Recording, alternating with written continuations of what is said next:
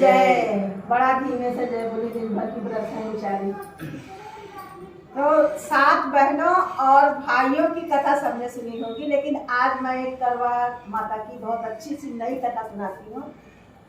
ये सभी सुहागिन बहनें करवा चौथ का व्रत रखती हैं और सबके मायके से नियमता सबके मायके से करवा आना चाहिए, चुनरी आनी चाहिए।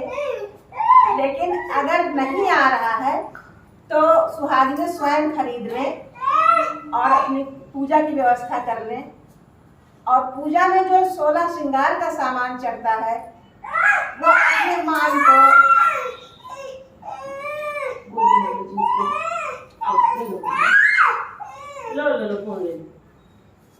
जो 16 श्रृंगार का सामान आता है वो नियमता अपने मान को, चाहे ननद को, चाहे बुआ सास को, लोगों को दे करके चरण छूना चाहिए।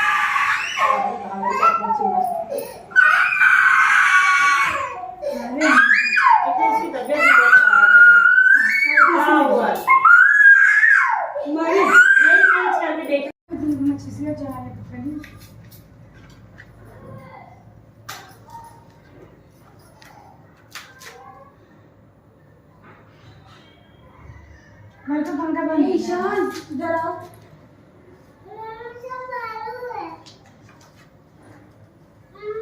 तीन कथा है इसमें, एक पढ़नी।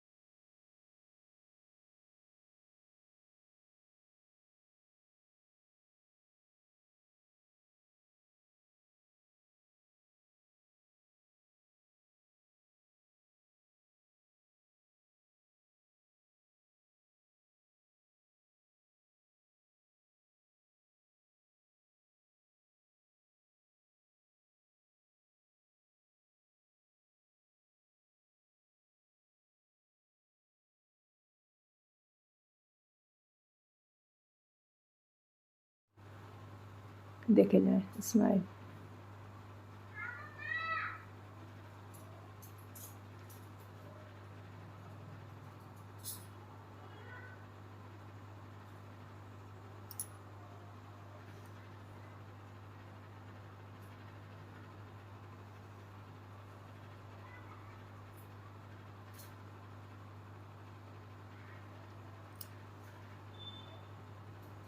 हमारे कहती है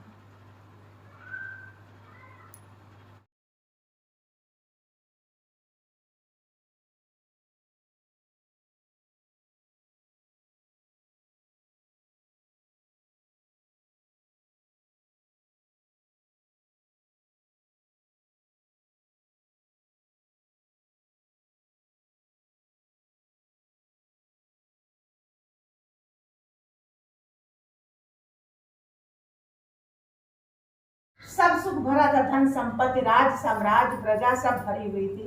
लेकिन जानती है ना, एक चीज से अगर आदमी हीन हो जाता है तो सारा समाज उसको नीची नजर से देखता है। तो राजा जिधर से भी निकलता था सब उसको ताना मारते थे कि साथ साथ मेहरारू राखे हैं, एको के औलाद नहीं है। राजा सुनते सुनते सुनते एकदम तिरस्कृत हो गया, बहुत मन से हीन हो गया एकदम। तो एक दिन अपने साथी रामेश कह रहा है कि देखो, मेरा मन करता है कि अब हम सन्यासी हो जाएं और जाएं कहीं पहाड़ पे अपना जीवन गुजारें। तब सातों रानियां उनका पैर पकड़ के विलाप करके कहने लगी कि राजा साहब, अगर आप सन्यासी होंगे तो हम भी आपके साथ रहेंगे, अगर आप जोगी बन जाते हैं तो मैं भी जोगन बन जाऊंगी आपके साथ। राजा ने किसी की बात मानी नहीं, आप लोग बारी करते जाइए। किसी की बात नहीं मानी और पैर छुड़ा करके वो घर से निकल गए। अब घर से निकल गए, एक चौराहे पे तो बैठ गए, लेकिन उधर जाऊं तो जाऊं किधर जाऊं, उनको कुछ समझ में नहीं आ रहा था। तो बाद में उन्होंने निश्चय किया कि मैं कैलाश पर्वत पे जाता हूँ, वहीं अपना जीवन यापन करूंगा। और वो धीरे धीरे कैलाश पर्वत की ओर बढ़े, वहीं पर जाकर रहने लगे। तो वहीं पे रह के बनो फूल पत्ती फल यही सब अपना खाते और जिंदगी बसर कर रहे थे। और इधर रानियां उनके दुख में जो है एकदम दुबली हो गई थी। धन साम्राज्य सब कुछ प्रजा ने छीन लिया था, उनका अधिकारहीन होकर दिया। उसके बाद राजा साहब जब वहाँ फूल पत्ती फल सब खाने लगे, एक दिन फल कोई अच्छा फल उनको दिखा जंगल में, उस फल को लेने के लिए वो जंगल की ओर बढ़ गए। जब जंगल की ओर बढ़ गए तो एक अजगर, वहाँ बहुत बड़ा अजगर था, जिसने राजा साहब को देखा और अपने सांस से, अजगर लोग तो खींच के ही अपना आहार लेते हैं, राजा साहब को खींच लिया। अब राजा साहब अजगर के पेट में चले गए। अब वहाँ एकदम बेबल, न हवा न पानी न रोशनी, कुछ भी नहीं। निकले तो कैसे निकले? तो राजा साहब को बहनों यहीं छोड़ते हैं, चलते हैं रानियों के पास। उनका क्या हाल है? रानियां सातों एकदम बेबल हो गई हैं, कमजोर हो गई हैं एकदम, और राजा साहब की याद में बहुत परेशान थी। सब कुछ उनका छिन गया था, रहने तक का ठिकाना नहीं था। लेकिन उन लोगों ने पूजा पाठ अपनी नहीं छोड़ी थी। सातों रानियों ने कहा, बहन हम लोग क्यों पूजा पाठ पहले भी करते थे, क्यों हम लोग पूजा पाठ छोड़े, चलते हैं शंकर जी के मंदिर में, वहीं पूजा पाठ करते हैं, और कोई ठिकाना नहीं है। तो सातों रानियां गई, वहाँ पूजा पाठ करती थी निराहार रह करके। और धीरे धीरे धीरे धीरे 21 दिन का समय बीता और सातों रानियां मृत्यु को प्राप्त होने वाली थी, क्योंकि उनकी केवल थोड़ी थोड़ी नब्ज चल रही थी और बाकी सब वैसे बेहोश पड़ी थी उसी मंदिर में।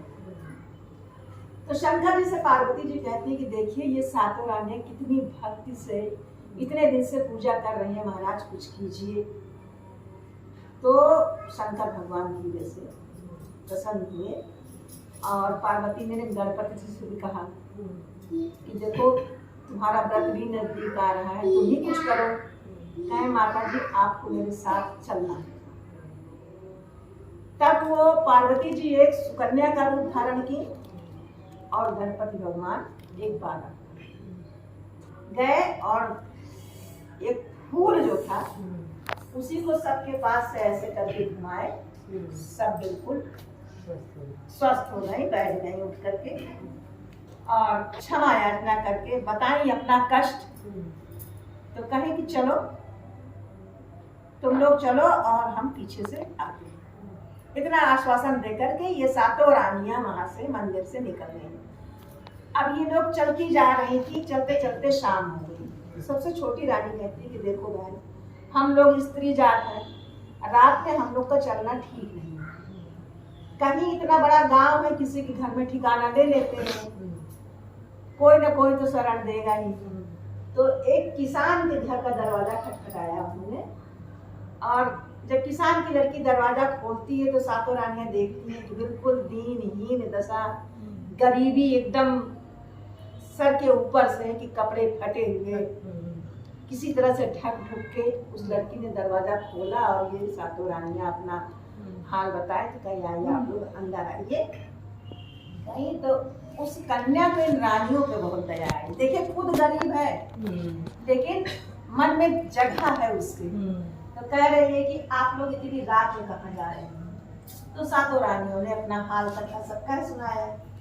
कहे देखिए करवा माता कल करवा चौथ का व्रत और आज नहाए खाए का है, तो कल करवा चौथ का व्रत रही। हम लोग यहाँ साहूकार एक है, उसके 4 बहुएं हैं, हम लोग उसी के साथ करवा पूजते हैं। तो क्यों ना आप भी व्रत रख के चलिए पूजिए। कहे ठीक है, हम लोग वैसे भी भूखे प्यासे हैं दिन भर के, चल के स्नान कर लेते हैं और थोड़ा सा जलपान कर लेते हैं। तो बहनों ये सुनिए कि गरीबी में अगर दिल बड़ा हो तो चाहे रोटी नमक की इच्छा हो वो सोना बन जाता है। पूरा आहार 56 भोग का रहता है। उस लड़की ने भोजन बनाया और सुबह सरगही सब्जी खाई जाती है, उसकी भी व्यवस्था की उन्होंने। सरगी की व्यवस्था हो जाने के बाद, सुबह सरगी खाने के बाद वो सातों रानियां व्रत रहीं, किसान की पत्नी, बहू और बेटी, ये सब लोग उस साहूकार के घर पूजने गए। और उस साहूकार के घर पूरा गांव समाज आता था, बहुत बड़ी छठी वहीं उनकी पूजा हो चुकी। अब पूजा समाप्त हुई, सभी सुहागिन महिलाओं ने अपने पति के हाथ से थोड़ा पानी पी कर पी, लेकिन इन सातों का तो कोई पति था नहीं। अब छोटी रानी कहती कि बहन, मेरा सिंदूर तो मलिन दिख रहा है, धुंधला दिख रहा है मेरा सिंदूर, और हम तो तब तक नहीं पारण करेंगे जब तक मेरे पति नहीं आ जाएंगे। पति आए कहाँ से, तो अजगर के पेट में पड़े। उसके बाद जो है सातों रानियों ने यही संकल्प किया कि हम लोग तब तक नहीं पानी पिएंगे जब तक मेरे पति नहीं आए। फिर उन्होंने शंकर भगवान को स्मरण किया, तो वहां तो आश्वासन दिया था पार्वती जी ने कि आगे चलो, हम पीछे आ रहे हैं। गए वहां पे, स्मरण करते ही वो कन्या और बालक आ गए।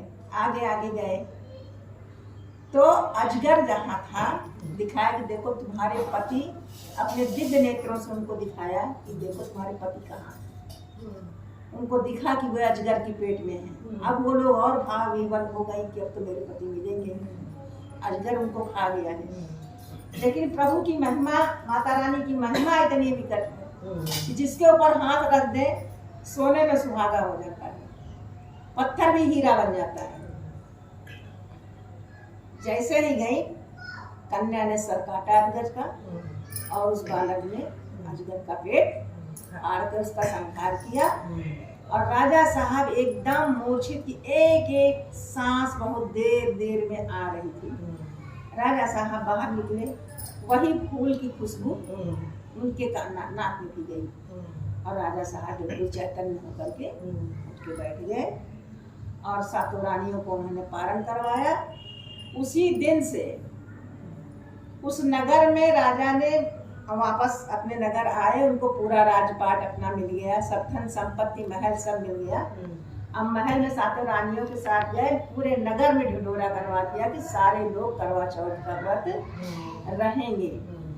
अब करवा चौथ का व्रत पूरा नगर रहने लगा और जैसे ही महीना खान बीता रहा होगा तैसे ही बड़ी रानी को उपकारी आई या दौड़ती हुई आई, कहे राजा साहब कहना तो नहीं चाहिए, बड़ी शर्म भी लग रही है, लेकिन कुछ ऐसा प्रतीत हो रहा है, तो कहीं क्या हुआ, बुढ़ापे में क्या मैं बाप बनने वाला हूँ? तो कहे कि हाँ राजा साहब आप पिता बनने वाले हैं। इतने में दूसरी भी आई, वो कहने लगी कि हाँ मैं भी गर्भवती। तीसरी कही मैं भी हूँ। सातों रानियां गर्भवती हुई और 9वें महीने में सातों को पुत्र हुए, 7 पुत्र हुए राजा के।